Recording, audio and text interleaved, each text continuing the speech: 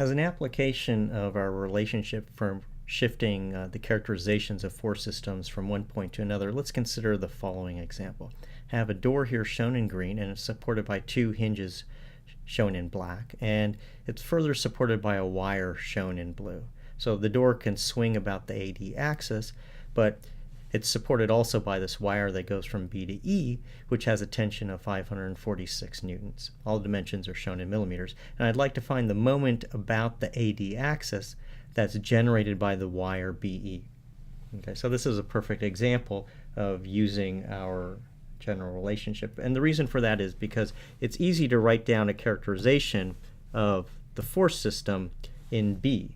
So if I want to write the characterization of the force system in B, I just have a force of 546 newtons acting in the direction BE, so that's what EBE is, that's the unit vector from B to E, and there's zero moment at where the wire attaches to the door.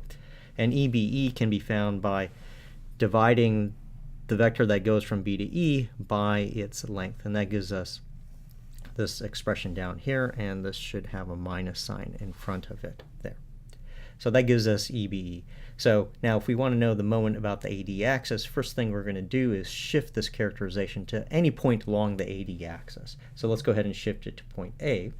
So if we do that, then we have the resultant is the same, but then the moment in A, the resultant moment in A, is the resultant moment in B, which happens to be 0, plus the vector that goes from A to D, so that would be, let's say, RAB,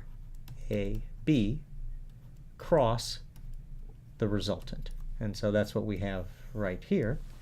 And so that gives us then an expression for the characterization of the force system at the point A.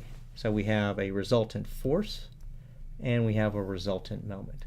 So this is the moment represented along a point along the AD axis. And now what we'd like to do, though, is get the moment about the AD axis itself. So you'll notice the moment itself has components that aren't aligned perfectly with AD. So what we need to do now is project the result down onto the AD axis. So when I say about AD, what I mean is the component of the moment along AD.